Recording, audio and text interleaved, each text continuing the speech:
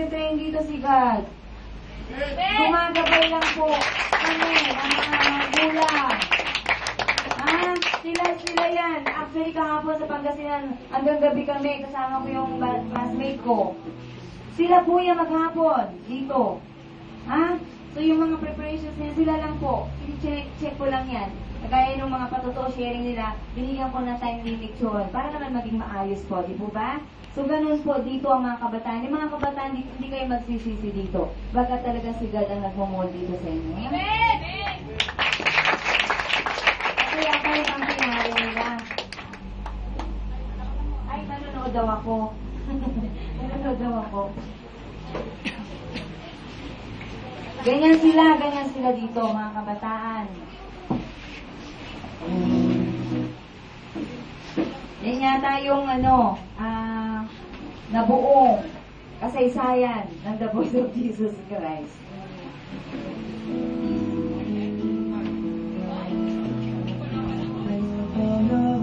Ayun, naman pala. Siya naman nakasarap.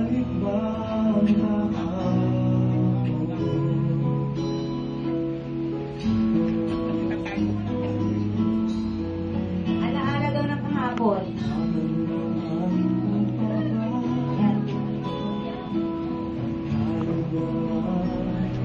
Ayan po, yung lola na may tanim ng buhay, pinuntahan namin December 25.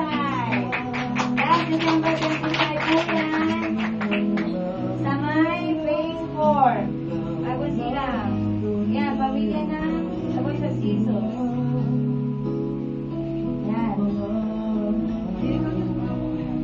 Toriana family. Yan, tama ba ako? Toriana family, no? Ganyan sila karami dito. Ito yung isang pamilya nasa Samar na. Yan, magkakapatid na Toriana. Si Nana, yung original. Si Nana, yung white hair, siya yung original. Ito family din.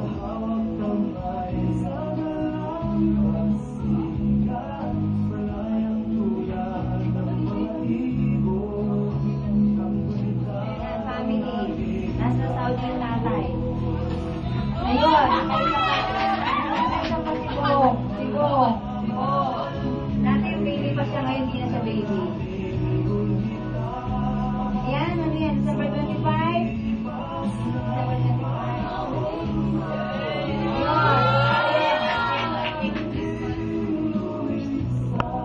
Ayan, overnight yan. Kaya ganyan yung tulog ko. Overnight, walang tulog. Special talaga, grabe, no? Pinahaba ng todo, no? Isang cake lang naman yung pinapakita dyan. Ganyan sila kasaya, mga kabataan. Dito magkakaroon kayo ng saya, galing sa puso. Kahit isang klaseng cake lang yan, di ba? Masaya sila. Di ba?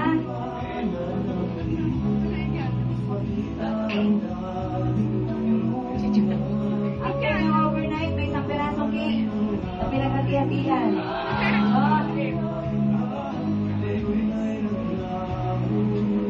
Yan, pag may birthday, may ganyan. Birthday pa rin yan, bukas.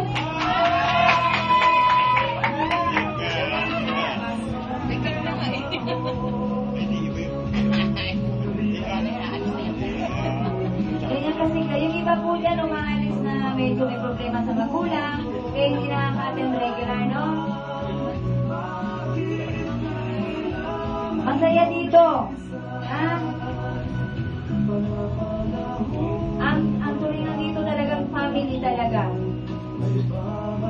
Yan, yung batang maliit na lalaki, yun yung pinagaling ni God. Sa mga hospital, yung pinagaling na walang finding. Ito rin, pinagaling din ni God yan, yung bata na yan.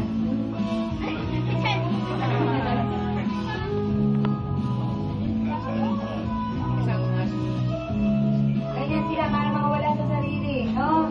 Dito nababaliw. Nababaliw para kay God, no? Isang taon lang po yan. Pagka-first anniversary, isang taon lang ang nagdaan, ganyan kasaya. How much more? Magkaroon ng second anniversary and so on, no?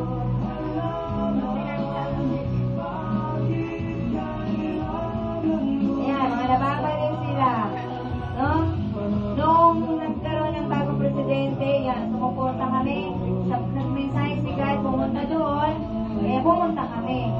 Ayun. No? Ganyan dito. Kaya wala kayong pagsisisihan.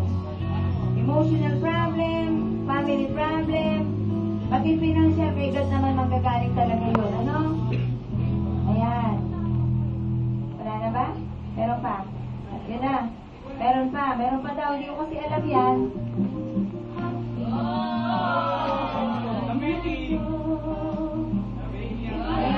Ayan. Parang family talaga. So, nagpa-practice sila yan. Nagpa-practice. Sila mo, may sura, no? No? Walang problema.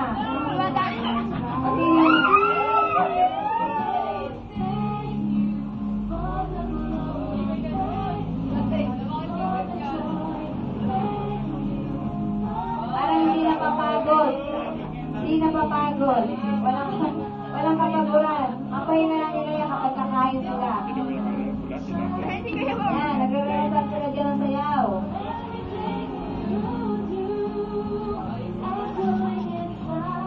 Jocelyn, halika. Si Jocelyn, papakilala ko sa inyo. Ha? Yan yung bata na ilang beses ang niligtas kay kamatayan. Ilang beses na napakamatay. Marami na, pero buhay pa rin, no? Tibay, no? Tibay, no? Ngayon, hindi na siya gagawa ng gano'n, no? Kasi mahal niya si God.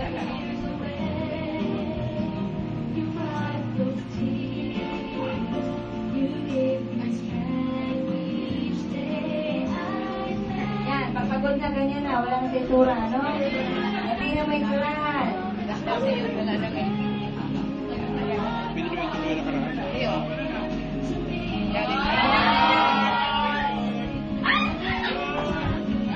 Celebration ni Bustoy.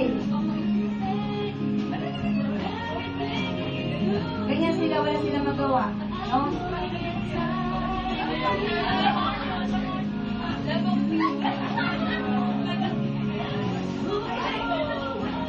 Dito lang tutulungan. Pati sa school. Kung sino yung walang masuot, halimbawa mayroon kang activities, hanapan ka ng kapatid mo. Tulungan dito. Ganito, ganyan nila. Ganyan ang banding nila dito. Oh.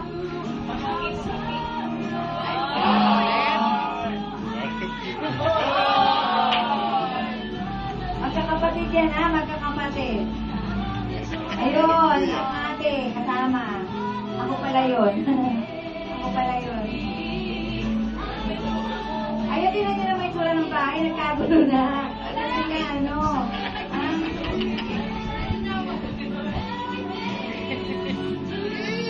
ayan, ang itura nila. Ayaw, overnight yata yan. Ano ba yan? Gumagawa ng mga design dito. Ayan, ang itura nila. Ito yan, ginagawa nila yan. Para naman alam nyo, may idea kayo, ano ba yung pinagagawa nila? Ganyan sila. Hindi pa tapos? Hindi ko titiisan po, mamaya alam na lang sila. Babe, labas! Para makilala! Si Beverly, Daddy Long Hair. Si Juliet, sige, Passion Show. Para makilala ng mga bagong, mga kapatiran, no? Yan, Bustoy.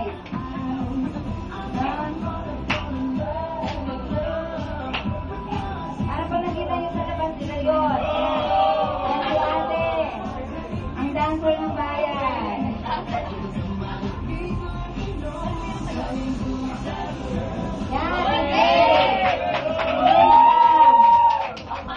Taga-Mindanao yan, taga-Mindanao. Taga-Mindanao.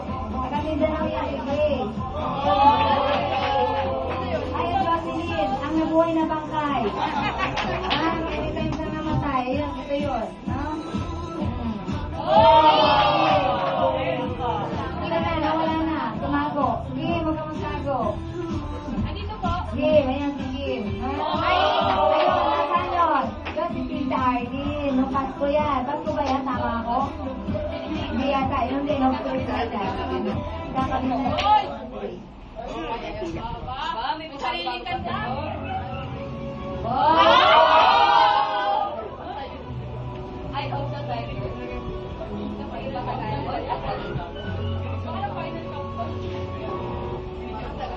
Ano pa naman yung mga boys na yan, talaga special.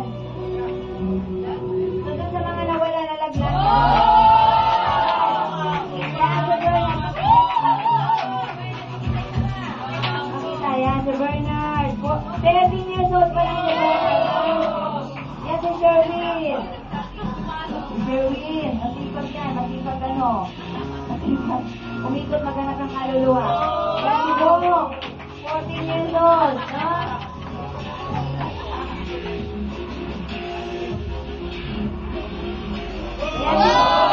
Yan si Kuya. Si Kuya, ang pinaka-kuya sa lahat, no? Malapit na umalis yan, mag-a-abroad yan. Mawawala, papalitan. Ay, hindi. Basta yan. Si Kuya RJ, magkapatid sila. Yan, magkapatid yan, dalawa. No? Sino pa? O, si Krill.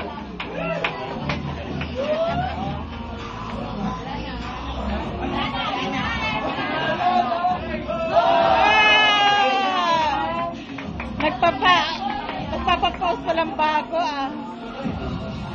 Wala na?